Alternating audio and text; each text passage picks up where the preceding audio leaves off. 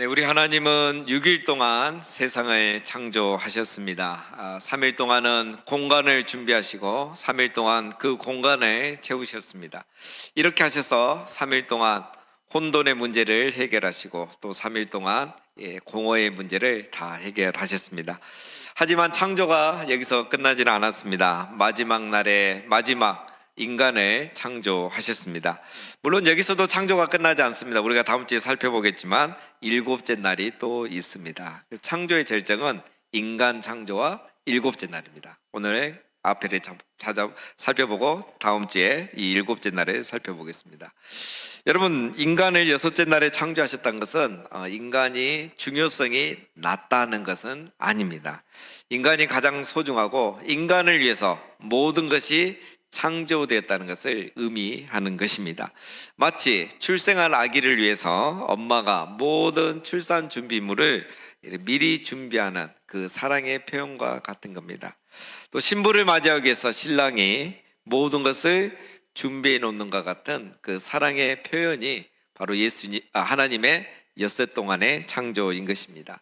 태어날 아기가 중요하지 옷이나 신발은 이 아이가 없다면 그 존재의 가치와 의미가 전혀 없는 것이죠. 결혼할 신부가 중요한 것이지 나머지 모든 것은 다 그 신부를 위해서 준비되었을 뿐인 것입니다. 여러분, 해달별도 예를 들면 마찬가지인 것입니다. 이것은 우리 인간을 위해서 하나님이 준비하신 것입니다.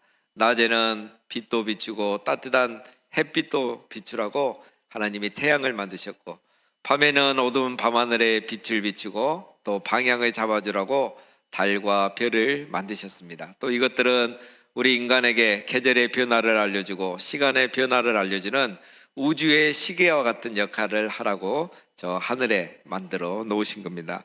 그래서 해달별은 그 시대에 많은 사람들이 그랬던 것처럼 숭배의 대상이 아니라 하나님이 우리 인간을 위해서 만들고 준비하신 하나님의 선물이라는 것이죠. 인간을 지켜주고 인간을 도와주라고 하나님이 만드신 선물인 것입니다. 하늘에는 새들이, 바다에는 물고기들이 충만하고 땅 위에는 동물들이 있었습니다. 어디를 가나 생명력이 충만했습니다. 여러분, 우리가 집안에 강아지 한 마리 키워도 그 생명력 때문에 얼마나 우리가 행복을 느낍니까? 아담과 하와가 하늘을 봐도 바다를 속을 봐도 땅 위를 봐도 생명이 가득하고 충만했습니다. 모든 게 살아 움직였습니다. 아담과 하와는 너무너무 여기에서 행복하게 지냈던 겁니다. 아담과 하와는 외롭지 않았던 것이죠. 땅 위에는 먹을 것이 풍부하고 모든 것들이 살아서 그 생명력이 충만한 걸 보면서 아담과 하와는 행복하게 살았습니다. 바로 여러분, 창조의 주인공은 인간인 겁니다. 마지막 날의 마지막에 창조했던 인간이 가장 중요했던 것이고, 마지막 날 마지막에 창조된 인간이 가장 소중했던 것입니다. 이처럼 인간은 여러분 소중한 존재인 것입니다. 엿새 동안 창조된 순서와 내용을 보면 우리 인간이 얼마나 소중하고 귀한 존재인지를 우리는 알 수 있었습니다. 또한 오늘 말씀을 보면 하나님께서 인간을 어떻게 창조하셨는가 그 방법을 봐도 우리는 인간이 정말 소중한 존재라는 걸 알 수 있습니다.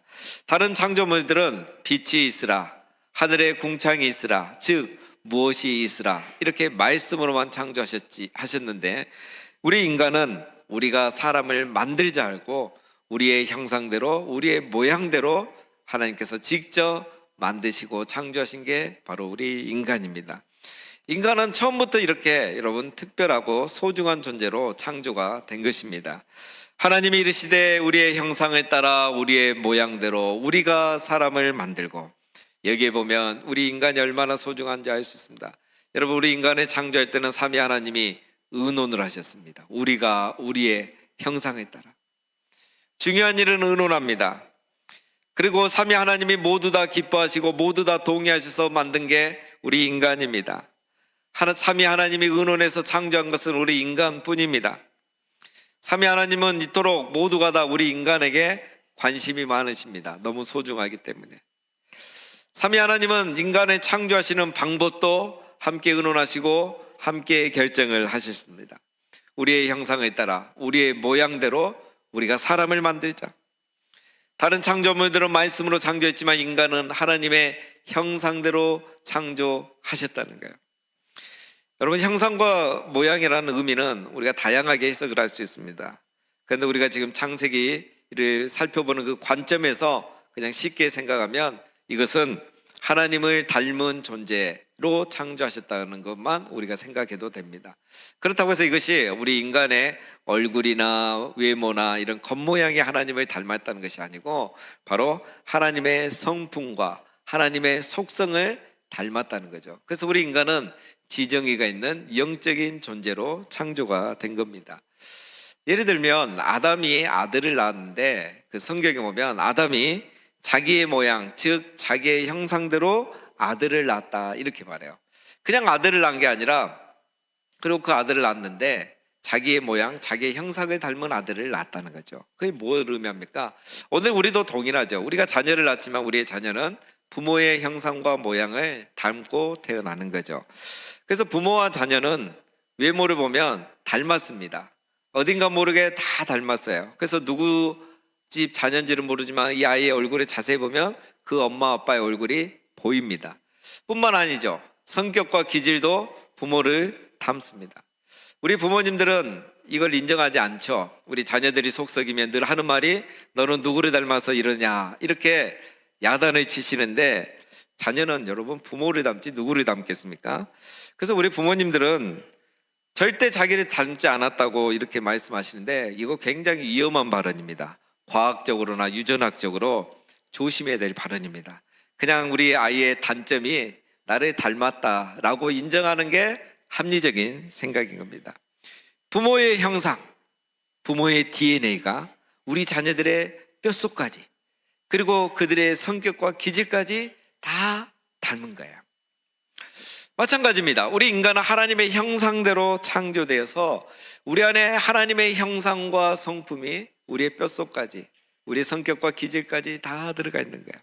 뭘 보고 알 수 있습니까? 여러분, 우리 모든 인간은 희한하게 누가 가르치지 않아도 다 어린아이 때부터 선을 추구합니다. 악을 좋아하는 사람 없습니다. 악을 행하면은 처음에는 좋아서 행하지만 불안해하고 두려워하죠. 죄책감을 갖죠.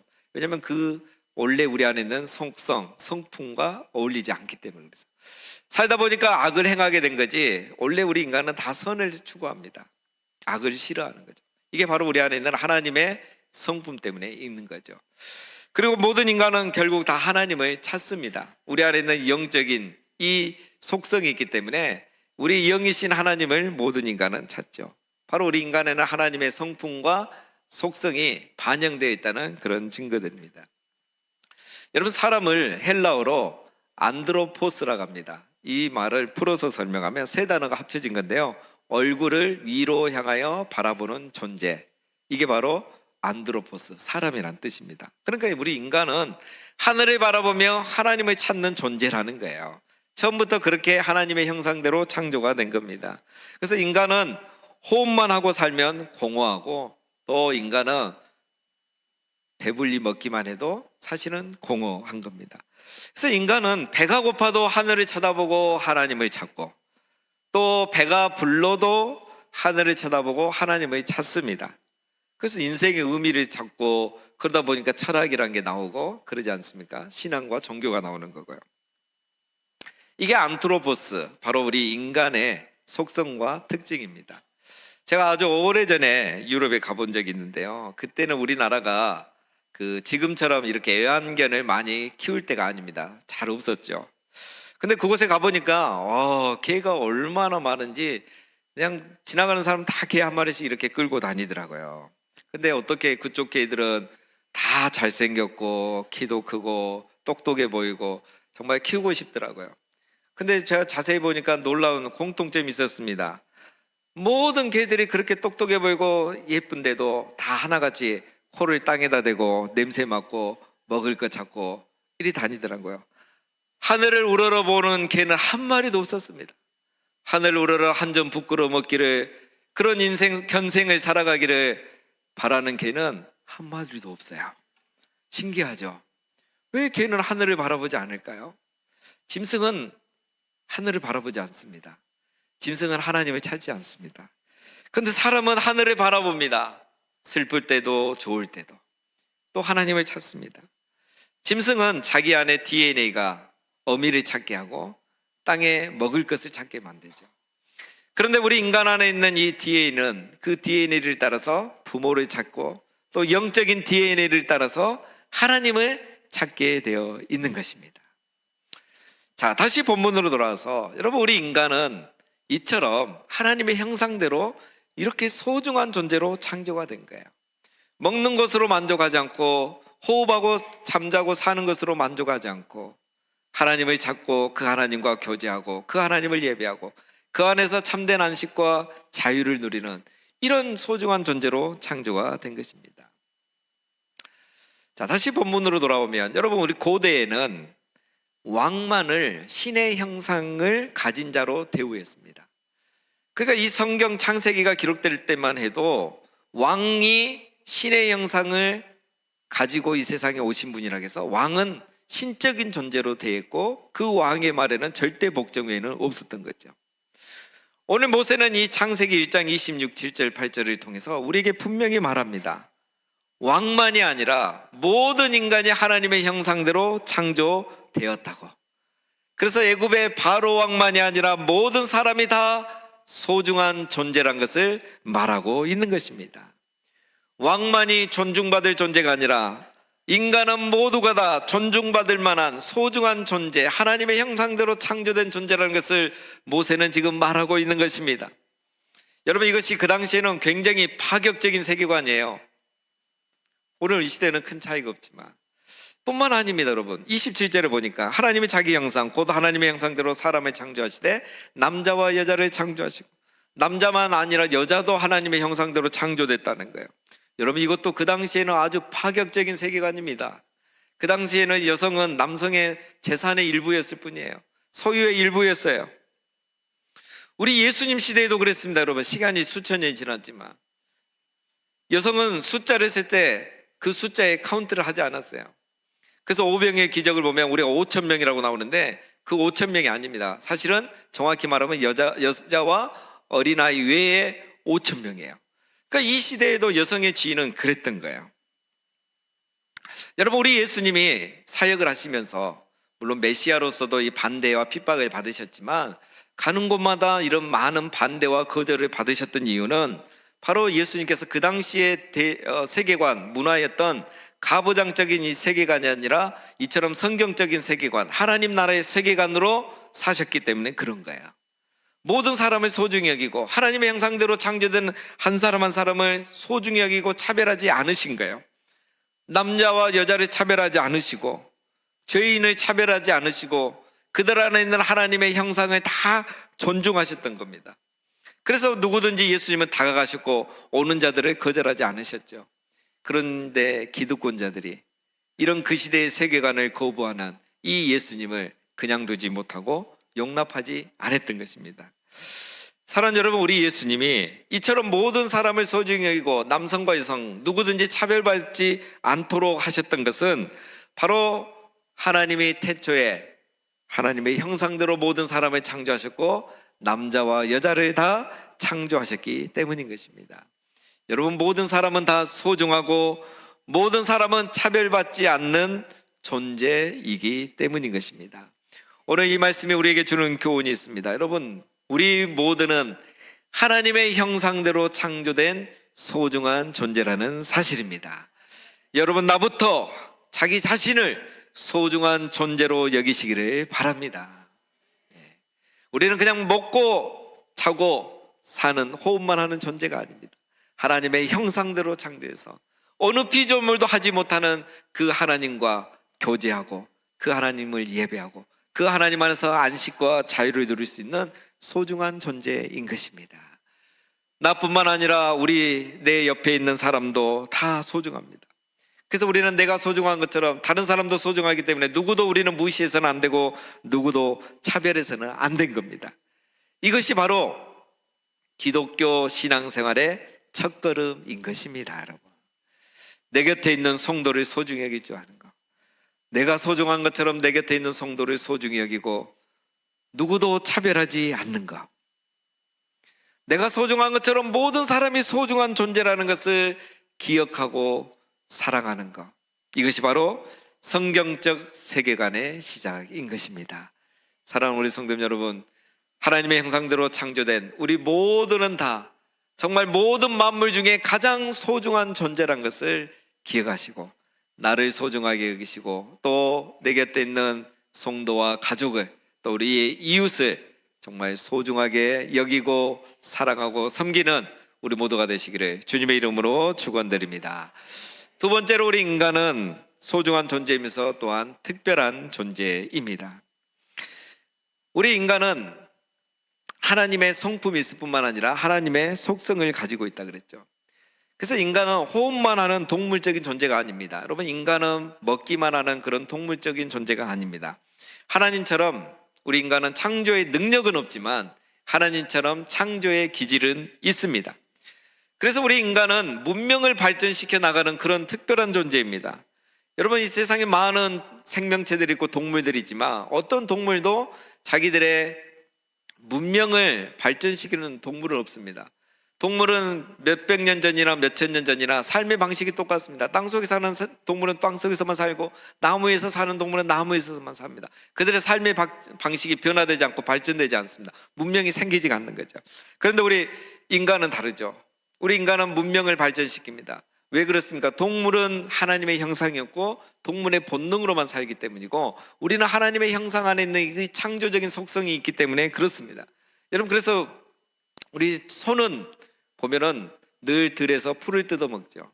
들에서만 풀을 먹습니다. 풀이 있으면 먹고 풀이 없는 겨울에는 못 먹습니다. 그런데 우리 인간은 어떻습니까? 냉장고를 만들어서 1년 내내 먹습니다. 그리고 우리는 그런 걸 만들어서 또 우리 이제 동물들을 또 이렇게 키워주고 있습니다. 여러분, 이런 것은 하나님께서 우리 인간에게 처음부터 주셨던 능력입니다. 26절에 그들로 바다의 물고기와 하늘의 새와 가축과 온 땅과 땅에 기는 모든 것을 다스리게 하자 하시고, 하나님 그들에게 복을 주시며 하나님 그들에게 이르시되 생육하고 번성하여 땅에 충만하라. 땅을 정복하라. 바다의 물고기와 하늘의 새와 땅에 움직이는 모든 생물을 다스리라. 자, 여기 보면 우리 인간의 창조하신 목적이 있습니다. 모든 것을 다스리게 하자.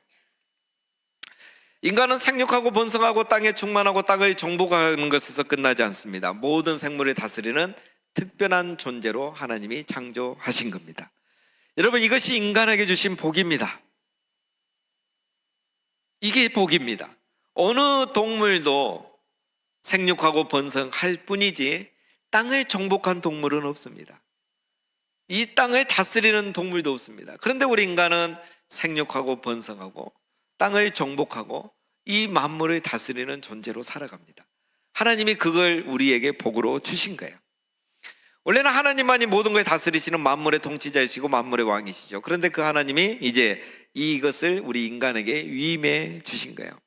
그래서 우리 인간이 만물의 다스림으로 창조의 질서와 만물의 평화와 평안이 유지될 수 있게 되는 거죠. 하나님이 창조하신 이후에 태초에 있었던 그 질서가 계속 유지될 수 있게 한 거예요. 그런데 우리 인간이 타락하고 범죄해서 이 모든 게 깨어져 버린 거죠. 그래서 인간의 질서도 무너지고 만물의 질서도 깨어져 버린 겁니다.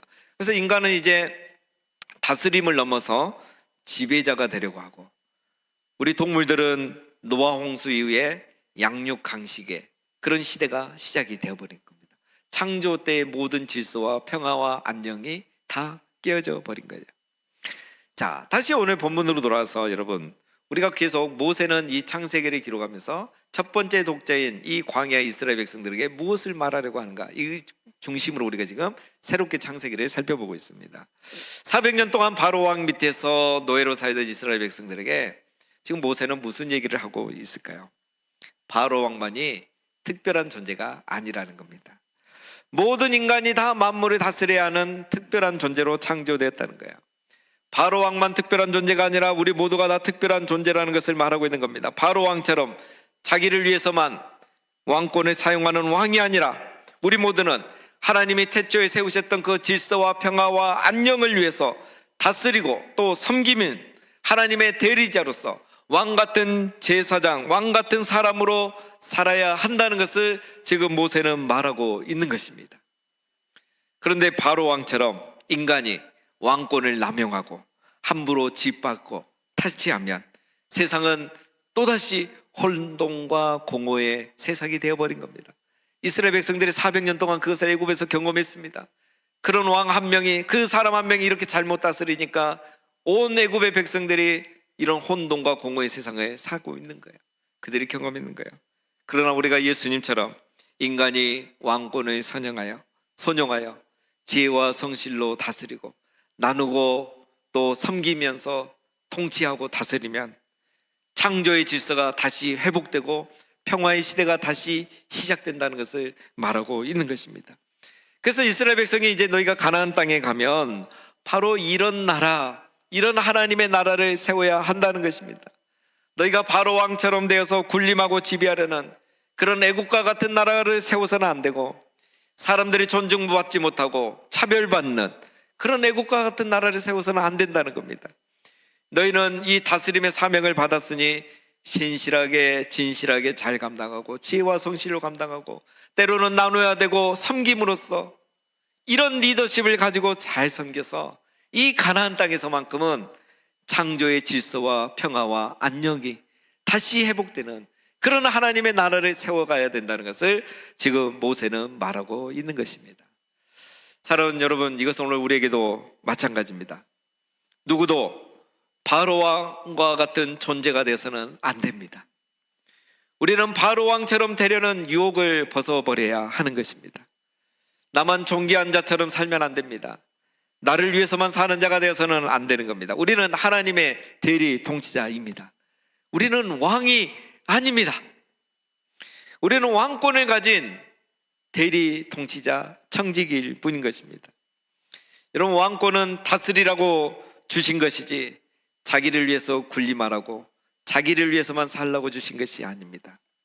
하나님께서 오늘 우리를 이 세상에 보내신 것은 우리가 정말 이 보내진 거, 우리가 살고 있는 거, 우리가 지내는 그곳에서 정말 우리가 잘 다스려서, 때로는 그것이 나누는 방법으로, 섬기는 방법으로 다스려서 그곳에 평화와 안녕과 질서를 회복하라고 우리를 보내주신 것입니다. 우리의 가정과 교회와 일터에서 모든 사람이 그래서 존중받는 질서, 어떤 사람도 차별받지 않는 사회를 만들라는 겁니다. 그래야 혼돈과 공허가 사라지고 평화와 생명력이 충만한 세상이 되고 모든 존재가 평화롭게 공존하는 에덴 동산과 같은 세상을 다시 재창조하라고 우리를 이 땅에 보내신 것입니다.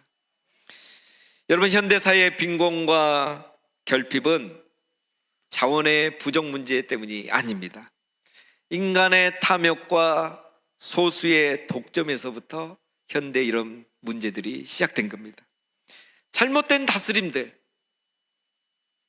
그로 인해서 사회적 재앙, 해결되지 못하는 이 사회적 문제들, 사회적 빈곤, 빈부의 차이, 풍요 속의 빈곤, 이런 해결되지 않는 문제들이 계속 이어지고 있는 겁니다. 그래서 오히려 이 세상은 창조 이전의 세계처럼 혼돈과 공허가 끊임없는 세상이 되어 버린 것입니다. 하지만 우리는 다시 이 창조의 세상, 타락이 전에 그 창조의 세상으로 우리는 다시 회복할 수 있습니다. 왜냐하면 하나님은 그리스도 안에서 새로운 피조물이 된 우리를 통해서 그 새 창조의 역사를 오늘 우리가 있는 그곳에서부터 일으키기를 원하시기 때문인 것입니다. 새로운 피조물이 된 우리를 통해서, 새 창조가 된 우리를 통해서 다시 우리가 있는 그곳에 혼돈과 공허가 사라지고 사랑과 생명으로 충만한 세상을 하나님은 만들기를 원하고 계시는 겁니다. 그래서 우리로 인해서 우리가 다스리지만, 때로는 나누고 섬김을 통해서 다스리지만, 우리를 통해서 모든 사람이 존중받고 어떤 사람도 차별받지 않는 세상을 만들어 태초에 있었던 그 평화와 안녕과 질서가 다시 회복되기를 원하십니다. 이 회복의 역사가 바로 우리의 가정과 일터와 교회에서부터 시작되기를 원하고 계십니다. 그러기 위해서 여러분, 우리는 그렇게 하기 위해서 하나님은 우리를 특별한 존재로 이렇게 창조하신 겁니다. 하나님의 형상대로 창조하셔서 모든 만물을 다스리고 오늘도 우리의 삶의 현장에서 새 창조를 일으킬 수 있는 특별한 존재로 우리를 창조하신 겁니다. 우리가 얼마나 소중한 존재임을 기억하시고 우리에게 하나님께서 이렇게 특별한 존재로 만드셔서 우리를 통해 새 역사를 창조하시기를 원하신다는 걸 기억하시고, 오늘 우리의 가정과 일터와 또 교회와 이 세상에서 날마다 새 창조의 역사를 일으키는 우리가 되시기를 주님의 이름으로 축원드립니다. 마지막 세 번째는 인간은 사랑받는 존재로 창조되었습니다. 앞에서 제가 이미 여러 가지를 설명을 드려서 간단하게 말하겠습니다. 6일의 창조는, 여섯 땡원의 창조는 사랑하는 인간을 위한 창조였죠. 29절에 하나님이 이르시되 내가 온 지면에 씨 맺는 모든 채소와 씨 가진 열매 맺는 모든 나무를 너희에게 주노니 너희의 먹을거리가 되리라. 여러분, 하나님은 엿새 동안 인간이 거주할 완벽한 환경을 조성해 놨죠. 모든 채소, 모든 열매는 다 인간을 위한 것이에요. 물론 여기 동물도 먹게 해주셨습니다. 하나님의 형상대로 창조된 인간이지만 흙으로 지음받은 인간은 먹을 것이 필요하다는 걸 하나님은 아신 거죠. 그래서 첫째 날부터 이것을 다 완벽하게 준비해 놓으신 거예요. 여러분, 동물들은 처음부터 인간의 먹을거리가 아니었습니다. 처음에는 인간의 친구와 같은 존재로 하나님 창조하신 거죠. 여러분, 동물은 번성하라고 안 했어요. 하늘의 새와 바다의 물고기는 번성하라고 했는데 동물은 번성하라고 하지 않은 거예요. 왜 그랬을까요? 여러분, 동물이 번성하면 오히려 땅에 같이 인간과 함께 사는 동물이 번성하면 그것은 동물은 우리 인간에게 위협적인 존재가 되죠. 동물은 번성하지 않습니다. 우리 인간이 오히려 번성합니다. 우리 인간보다 더 강한 사자나 호랑이가 여러분 번성하지 않죠. 개체수가 유지가 됩니다. 하나님 다 이런 모든 게 우리 인간을 위해서 짜놨기 때문에 그렇습니다. 그래서 동물은 처음부터 우리 인간의 친구와 같은 존재, 그리고 인간을 보호하는 존재로 이렇게 창조해 놓으신 거죠. 그래서 이것이 이제 종말이 되면, 이제 마지막 하나님 나라가 실현이 되면 다시 회복이 되는 거고, 그것을 미리 내다본 사람이 이제 이사야 선지자이죠. 그래서 이사야서에 보면 이런 내용들이 있습니다. 자, 하나님도 이걸 미리 아셨습니다. 31절에 보면 하나님이 지으신 그 모든 것을 보시니 보시기에 심히 좋았더라. 하나님이 이렇게 심히 기뻐하신 이유가 있습니다. 창조가 끝나서가 아닙니다. 6일 동안 창조해 놓은 것들이 이제 인간을 위해서 완벽한 기능을 발휘하기 때문에 하나님께서 6일 동안 창조하신 이 완벽한 세상에서 살아갈 우리 인간을 생각하니까 하나님이 심히 기쁘신 거예요. 하루하루 창조한 것을 봐도 기뻤는데 이제 그 모든 세상을 누리며 살아갈 우리 인간을 보니 하나님이 심히 기쁘신 거예요. 해도 달도 별도 다 인간을 위해서 존재하고 있고, 그것으로부터 그것들이 인간을 지켜주고 보호해주는 것을 보니, 그래서 그 안에서 인간이 행복하게 자유롭게 살아가는 걸 보니 하나님이 심히 기쁘셨던 것입니다. 우리 인간은 이렇게 하나님의 사랑을 받는 존재였습니다. 창조 때부터 하나님의 형상대로 지음받은 소중한 존재였고, 또 창조한 세상을 하나님의 대신해서 통치하는 특별한 존재로 우리는 창조되었습니다.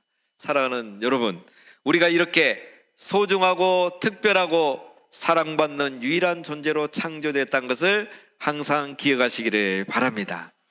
이것을 잊어버리면 염려와 두려움이 찾아오고 혼돈과 공허 속에서 다시 살아가게 되는 것입니다.